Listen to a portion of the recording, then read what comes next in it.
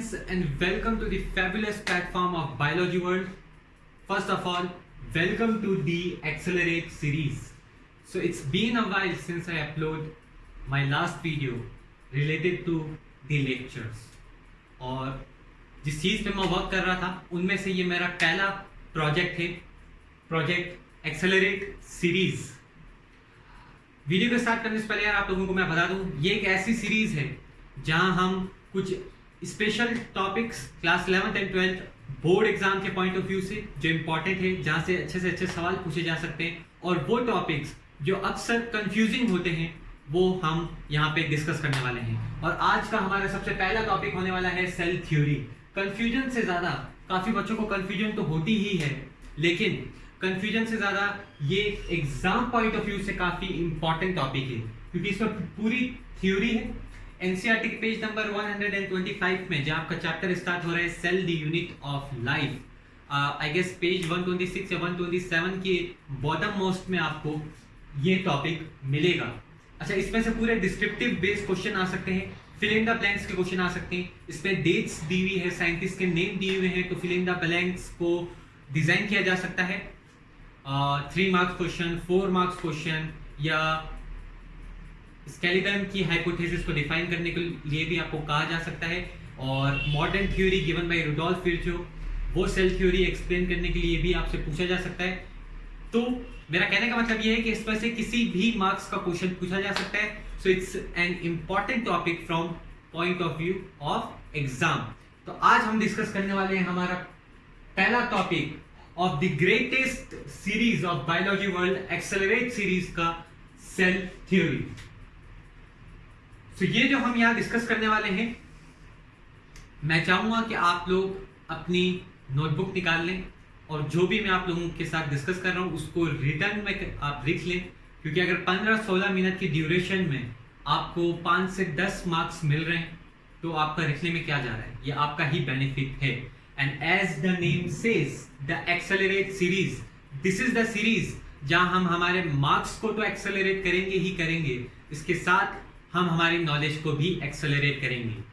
For knowing मोर, जो मैंने मेरे चैनल पे अपलोड कर दी है, what is accelerate series all about, आप उसको जाके देख सकते हैं। तो चलिए यार, आज का लेक्चर हम शुरू करते हैं विदाउट एनी ड्यू। तो अगर मैं बात करूं सेल थ्योरी की, तो इसमें 3 साइंटिस्ट मेनली इन्वॉल्व हुए थे अपनी अपनी ईयर में। तो इस स्टेप बाय स्टेप हम तीनों साइंटिस्ट के बारे में पढ़ने वाले हैं और उन्होंने क्या क्या थ्योरी दी। अब सेल थ्योरी पे जाने से पहले यार एक थोड़ा मैं बेस बना देता हूँ स्टूडेंट के लिए, ताकि उस माहौल में वो आ जाए। आप सभी को ये पता होगा that cell is the structural and functional unit of life and it is the fundamental unit of life, क्योंकि all the organisms whether it's living और non living are made up of cells. तो इस दुनिया में सब कुछ cell से बना है, that's clear, except for the non living things. ठीक है, तो लिविंग थिंग्स सभी सेल से बनी है। So this is the importance of cell. तो जब साइंटिस्ट ने सेल को पढ़ना शुरू किया तो अलग अलग साइंटिस्ट ने अपनी थ्योरी देनी शुरू की, फिर जिसमें से एक थ्योरी हाईलाइट हुई और उसको आज हम एक्सेप्ट करते हैं एज सेल थ्योरी। तो सबसे पहले जो हमारे पास साइंटिस्ट आए स्टूडेंट्स, उनका नाम था मैथियस स्केलेटन इन 1838। तो सबसे पहले साइंटिस्ट हमारे पास आए मैथियस स्केलेटन। ये एक जर्मन बोटेनिस्ट थे, ये आप लिख लीजिए जरूर, ये आपको लिखना बहुत जरूरी है, फिल इन द ब्लैंक्स का आपसे पूछा जा सकता है। He was a German botanist. Those of you who don't know what is botanist, any person who is involved in the field of plant, who is scientist in the field of plant, is known as botanist. So Matthias Skeleton was a German botanist, and in 1838 he examined a large number of plant. उन्होंने अपने surrounding के और जितने भी plant को वो microscope के नीचे एग्जामिन कर सकते थे उन्होंने एग्जामिन किया, और उनके एग्जामिन से उन्होंने एक रिजल्ट, एक ऑब्जर्वेशन आगे प्रोवाइड किया, जो कि उन्होंने कहा that all the plant are composed of cell and this cell then form tissues, और ये टिश्यूज का आगे अपना अपना कोई फंक्शन होता है। तो ये आप देख लीजिए, यहाँ पे हम बोल रहे हैं फर्स्ट ऑफ ऑल इन्होंने क्या किया था स्टूडेंट्स, एग्जामिन्ड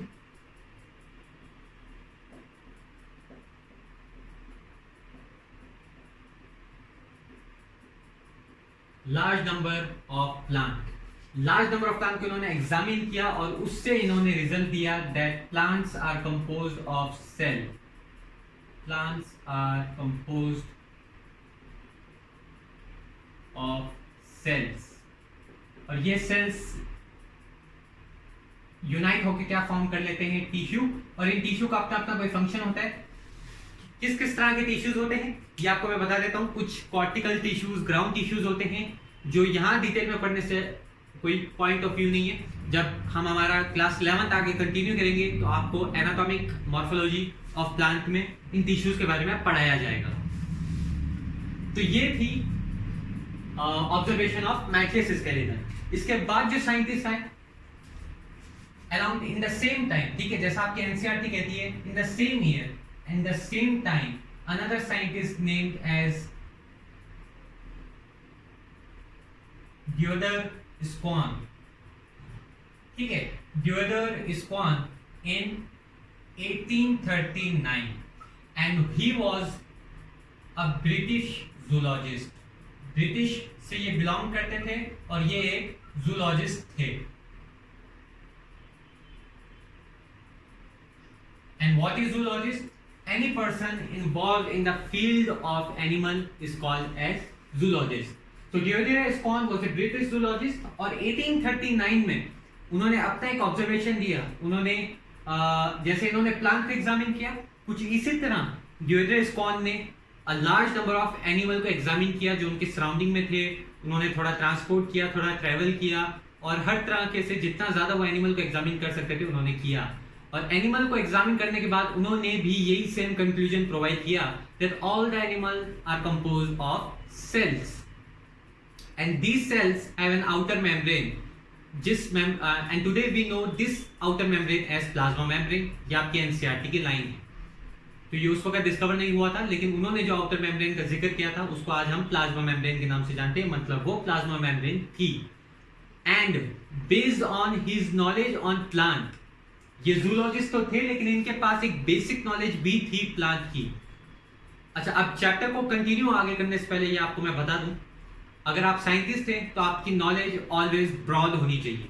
या अगर आप साइंटिस्ट नहीं है तो भी आपको अपनी नॉलेज ब्रॉड रखनी चाहिए, क्योंकि वो कहीं ना कहीं आपको आगे मदद करती है। फॉर एग्जाम्पल, ये ऊपर जो बल्ब जल रहा है, इस बल्ब के पीछे सिर्फ फिजिक्स नहीं लग रही है, रिफ्लेक्शन डिफ्रैक्शन, इसके पीछे केमिकल केमिस्ट्री भी लगेगी, इसमें कुछ गैसेस है, तो आपको सबकी नॉलेज होनी जरूरी है। इतनी तो नॉलेज होनी चाहिए जो आपके लिए हेल्पफुल रहे।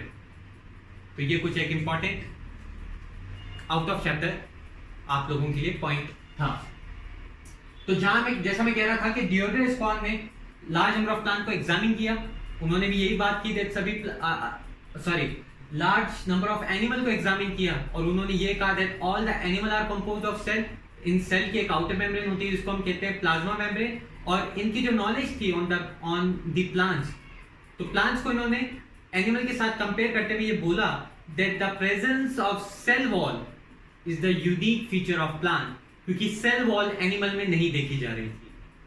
तो ये सारा सबसे पहले मैं लिख देता हूं, फिर आप अपने नोटबुक में इसको जरूर नोट करें। सो इन्होंने क्या किया था, he examine large number of animals, और जब इन्होंने लार्ज नंबर ऑफ एनिमल को एग्जामिन किया तो इन्होंने एक कंक्लूजन प्रोवाइड किया that animals are composed of cells. So these animal are composed of cell, और ये कहना बेसिक होगा बहुत ज्यादा, that cell combine to form tissue, tissue combine to form organ, more than one organ combined to form organ system, and two organ system combined to form a functional body, a living existence। ये pattern आपको याद होना बहुत जरूरी है और बहुत ही basic है। प्लांट के पॉइंट ऑफ व्यू से वो जरूरी था क्योंकि प्लांट में एक्चुअली कुछ टिश्यूज होते हैं जो फंक्शनल होते हैं, जो आगे चल के हमको पढ़ना है। इसी के साथ based on his knowledge on plant, based on his knowledge on plant. तो प्लांट के ऊपर जो इनकी नॉलेज थी उससे रिलेटेड इन्होंने बोला that presence of cell wall is a unique characteristic of plant. क्यों students? Because the cell wall is absent in animal. अच्छा, ये पॉइंट मेंशन करते ही आपको मैं एक पॉइंट बताना भूल गया। इन्होंने ये भी कहा था, आप लोगों ने पकड़ लिया होगा, that animal are composed of cell and this cell have a outer layer कह दीजिए या आउटर मेम्ब्रेन कह दीजिए, जिसको हम बोलते हैं plasma membrane. Alright dear students, तो इन दोनों साइंटिस्ट ने अपने अपने ऑब्जर्वेशन दिए एंड फाइनली स्पॉन सर आगे आके एक हाइपोथेसिस देते हैं। So what is hypothesis? कोई भी एक थ्योरी देना, अपना एक पेपर देना, अपना एक कंक्लूजन देना, उसको हम हाइपोथेसिस कहते हैं, जो आगे वर्ल्ड एक्सेप्ट करता है। सो स्पॉन सर ने आगे चल के अपनी एक हाइपोथेसिस दी that all plant and animal are composed of cell on the basis of his knowledge and skeleton sir knowledge. So the basic credit of cell theory is given to skeleton and Spawn. लेकिन यहाँ कुछ limitations भी हैं, लेकिन limitation से discuss करने से पहले जो मैंने यहाँ पॉइंट डिस्कस किया उसको मैं लिख देता हूँ। तो अब देखिए स्टूडेंट्स, यहाँ मैं सेल थ्योरी को थोड़ा डिवाइड करने वाला हूँ, जिससे रिलेटेड आपके एग्जाम में क्वेश्चन पूछे जा सकते हैं। आप बोल दीजिए, आपके एग्जाम में ऐसा पूछा जा सकता है, what is the cell theory of Schleiden and Schwann, what is the old cell theory, कुछ ये भी हो सकता है, क्योंकि recent cell theory, modern cell theory आपके रुडोल्फ विर्चो ने दी थी। लेकिन ये मॉडर्न शब्द कहना प्रॉपर नहीं रहेगा। अगर वो कह दें तो मतलब अगर आपके बोर्ड एग्जाम में क्वेश्चन आ जाए तो आपको क्या लिखना है वो मैं बताऊंगा, और मॉडर्न कहना क्यों सही नहीं होगा वो मैं आपको आगे चल के बताऊंगा। तो आप कंफ्यूज हुआ तो ये आप उसको लिखिए मत, ठीक है? वीडियो के लास्ट में मैं आपको पूरा ये कंक्लूजन समझाने की कोशिश करूंगा। सो अब सेल थ्योरी 1 लिख देता हूं मैं, ठीक है?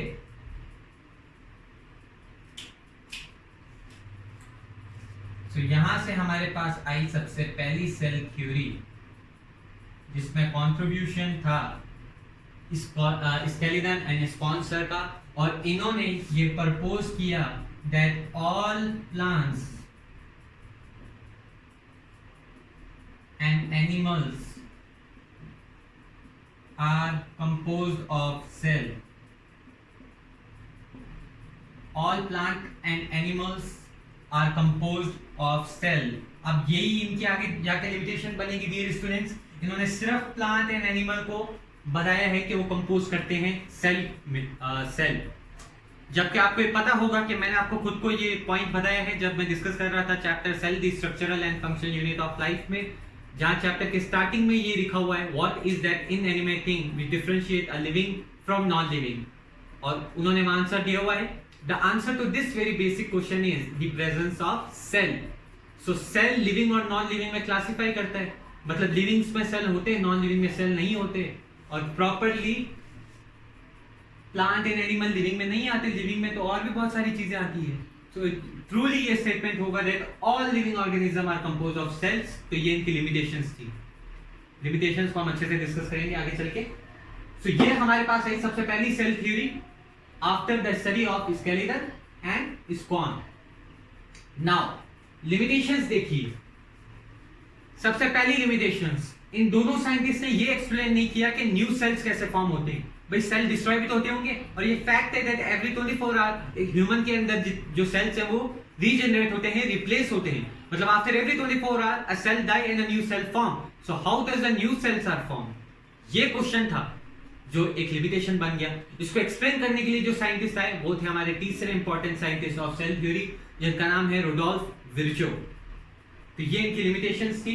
लिमिटेशंस मैं आपको अलग से दिखा दूंगा, सॉरी। तो लिमिटेशंस को कवर करने के लिए मैं यहाँ तीसरे साइंटिस्ट को इंट्रोड्यूस कर रहा हूं, जिनका नाम था Rudolf Virchow. Student, Rudolf Virchow ने इन द ईयर 1855 में ये भराया that new cells are form from pre existing cell. नए सेल पुराने सेल से ही बनते हैं। कैसे बनते हैं उससे अभी हमारा कोई ताल्लुक नहीं है। और बेसिक आंसर आप दे सकते हैं थ्रू सेल डिवीजन। भाई सेल डिवीजन होता है तभी तो एक सेल से दूसरा सेल बनता है। So new cells are form from pre existing cells. तो इन्होंने ये अपनी लैटिन भाषा में बताया था। अब क्योंकि इन्होंने लैटिन भाषा में बताया था तो ये जर्मन के थे। So he was a German scientist. अगर आप इंटरनेट पे देखेंगे तो इनको कहा जा रहा है अ जर्मन फिजिशियन। तो आप कुछ भी बोलिए, ऑल्दो ये आपसे नहीं पूछा जाएगा लेकिन ये आपसे डेफिनेटली पूछा जा सकता है। सो ये जर्मन से बिलोंग करते थे और इन्होंने लैटिन लैंग्वेज में ये स्टेटमेंट आगे प्रोवाइड किया जिसको बोलते हैं omnis cellula e cellula। omnis cellula e cellula जिसका मतलब था that new cells are formed from pre-existing cell। So new cells are formed from pre-existing cell। और इसी के साथ रुडोल्फ विर्चो ने स्केलेटन एंड स्पॉन की हाइपोथेसिस को मॉडिफाई करते हुए फाइनल सेल थ्योरी दी। और जिस सेल थ्योरी को आज हम जानते हैं as all the living organism are composed of cells and products of cell and not only plant and animal। and second statement, new cells are formed from pre-existing cell। तो ये मैं यहां लिख देता हूं सेल थ्योरी 2। पहले मैं देख लेता हूं आपके ये फ्रेम में आ भी रहा है या नहीं आ रहा। होपफुली आपको कोई डिस्टर्बेंस ना हो। ओके आ तो क्लियर रहा है। तो सेल थ्योरी 2 में रुडोल्फ विर्चो सर ने स्केलेटन एंड स्पॉन की हाइपोथेसिस को मॉडिफाई किया। अगेन यह स्पेस थी इसलिए मैं नहीं लिख रहा लेकिन आप अपनी नोटबुक में जरूर लिख लें। He modified the hypothesis of skeleton and spawn and give it a final shape, and today we know this hypothesis as पहला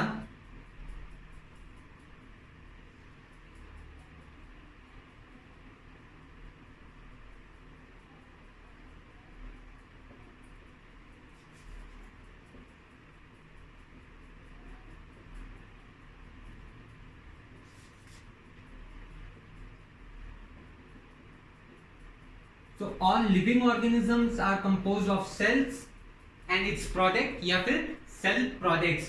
ये पहला स्टेटमेंट। और दूसरा स्टेटमेंट इन्होंने दिया that the same statement, new cells are formed from pre-existing cell।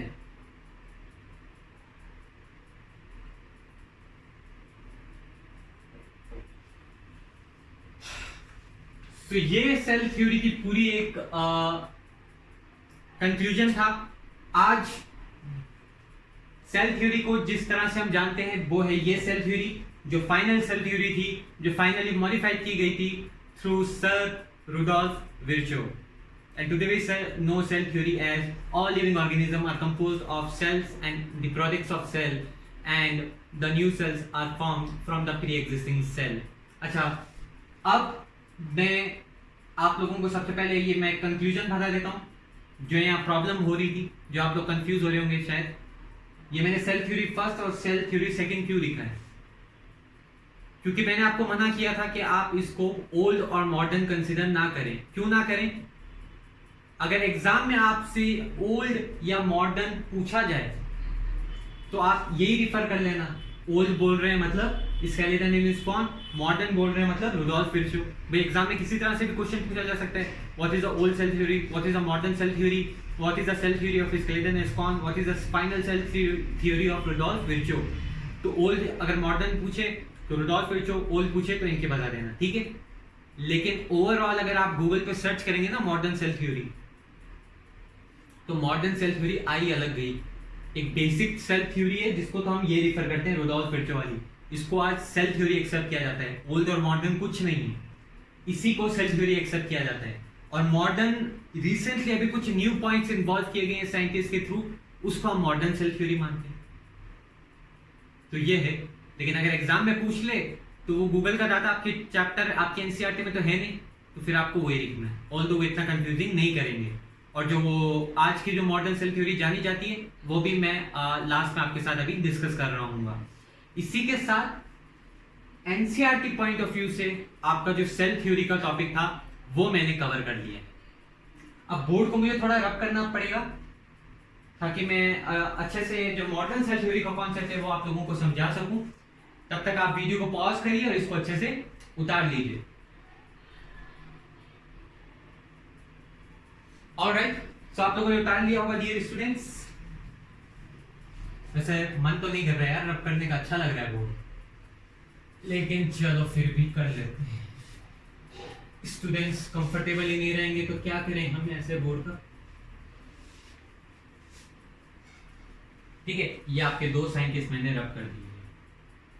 अब देखिए, अब एनसीईआरटी मैंने खत्म कर दी है। एनसीईआरटी के हद के मैं बात कर रहा हूं और एनसीईआरटी में वैसे भी है। देखिए, with advancement of time, technology advance, science advance, knowledge advance, सब चीज एडवांस होती है। तो अब जो मैं यहाँ डिस्कस कर रहा हूँ मॉडर्न सेल थ्योरी, एक्चुअल में तो अगर मॉडर्न कहीं पे भी आए तो आप लोगों को यही लिखना चाहिए, मॉडर्न सेल थ्योरी। लेकिन बोर्ड एग्जाम में इतना बार थोड़ी पूछेगा क्लास 11 के एग्जाम में, तो वहाँ अगर ओल्ड और मॉडर्न करे तो फिर इस बेसिस पे ही देनी है आपको। Schleiden, Schwann and Rudolf Virchow. Rudolf Virchow modern हो जाएंगे, स्केलेटन, इस्कॉन ओल्ड हो जाएंगे। और आप थोड़े ये भी पॉइंट ऐड कर देना जो भी मैं यहाँ लगा रहा हूँ, तो मार्क्स आपका कटेगा तो नहीं, गेन ही होगा, ये गारंटी मेरी आप लोगों को। सो मॉडर्न सेल थ्योरी में फिर फाइनली कुछ पॉइंट्स और ऐड किए गए। दैट मैंने सेल डिवाइड्स,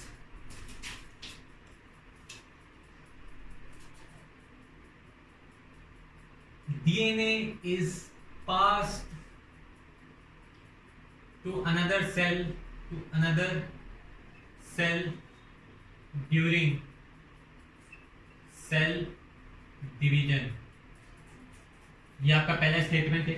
मतलब जब भी एक सेल डिवाइड होगा तो उसका डीएनए रेप्लिकेट होगा, मतलब उसका ही डीएनए दूसरे सेल में आ जाएगा, जिसको हम बोलते हैं डीएनए रेप्लिकेशन। और डीएनए रेप्लिकेशन का ओरिजिनल फॉर्म है कॉपिंग of DNA.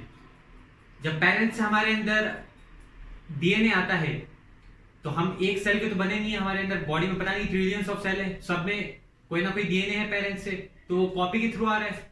So when cell divide, DNA pass from one cell to another cell. ये पहला पॉइंट था जो हमारे मॉडर्न सेल थ्योरी में ऐड किया गया। इसी के साथ एक बात आप लोगों को यह भी ध्यान रखनी है, सेल मॉडर्न सेल थ्योरी का दूसरा पॉइंट जो ऐड किया गया, दैट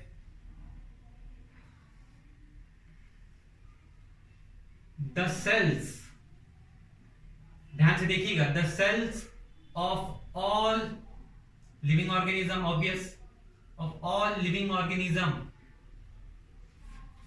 फ्रॉम या बिलोंगिंग फ्रॉम सेम स्पीशीज, मतलब किसी एक जाति से, from same species, will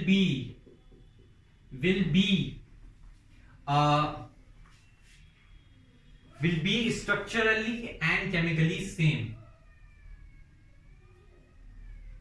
sorry for the confusion, structurally and chemically similar. समझ में आ गया होगा स्टूडेंट्स? मतलब सेल्स ऑफ लिविंग ऑर्गेनिज्म, अगर हम सेम स्पीशीज की बात करें, अब ये मुझे आपको फिर से नहीं बताना होगा जीनस और स्पीशीज क्या होती है, पहले ही हम काफी अच्छे से डिस्कस कर चुके हैं मेरे बायोलॉजी वर्ल्ड प्लेटफॉर्म पे। फिर भी आपको मैं बता देता हूं, स्पीशीज होमो सेपियंस, सेपियंस एक स्पीशीज है, होमो उसका जीनस है, जीनस कंप्राइजेस ऑफ स्पीशीज, और एक इंडिविजुअल ऑर्गेनिज्म को हम स्पीशीज कहते हैं। सो अगर ह्यूमन की स्पीशीज ले लें अगर हम सेपियंस, तो सभी सेपियंस की स्पीशीज में, हम सब में, आपकी मम्मी में, आपके भाई में, आपकी बहन में, ठीक है, आपके गर्लफ्रेंड बॉयफ्रेंड जो भी है, आप सब के अंदर जो सेल हैं वो स्ट्रक्चरली और केमिकली सेम होंगे, क्योंकि आप एक कॉमन स्पीशीज से बिलोंग करते हैं। अगर इसी तरह बिल्ली ले लें, कैट्स ले लें, उनकी स्पीशीज में उनके सबके सेल स्ट्रक्चरली और केमिकली सिमिलर होंगे। I hope that's clear your doubt. Third and final most point जो यहां इन्वॉल्व हुआ है मॉडर्न सेल थ्योरी में is that energy flow along cells। अगर आपको इसको अच्छे से आपके माइंड के अंदर रखना है तो इसको ऐसे मत लिखिए, एनर्जी फ्लो, एनर्जी ट्रांसफर और एनर्जी फ्लो अकर अलोंग सेल्स, अगर आप यहां लगा लीजिए, ठीक है। तो सेल्स के बीच में एनर्जी का ट्रांसफर देखा जाता है, एक सेल से दूसरे सेल में एनर्जी ट्रांसफर होती है। And this is the concept of the modern cell theory, that the DNA is passed from one cell to another during the divisions. The cells of all living organisms from the same species will be structurally as well as chemically similar, and energy flow occur from one cell to another cell. ये facts है, सभी cell में energy बनती भी है और transfer होती भी है एक दूसरे में। So ये कंसेप्ट है मॉडर्न सेल थ्योरी का, और इसी के साथ आपकी पूरी सेल थ्योरी एनसीईआरटी और एनसीईआरटी के बाहर से मैंने कवर कर दी है। आई ट्राइड माय बेस्ट, सभी स्टेटमेंट को मैंने एक से ज्यादा बार रिपीट किया है ताकि आपको अच्छे से समझ में आ सके और you can accelerate your marks along with your knowledge. तब तक के लिए see ya, have a good day, take care and bye bye. आज का लेक्चर यहीं पे एंड करते हैं। I hope you like this video. If you like this video press the like button, let me know all your doubts in the comment section, वैसे कोई doubt आना नहीं चाहिए, and subscribe to my channel biology world and must consider sharing this. It took me 2 months to come with this idea, and some great events are also coming at Biology World. Take care. Thank you.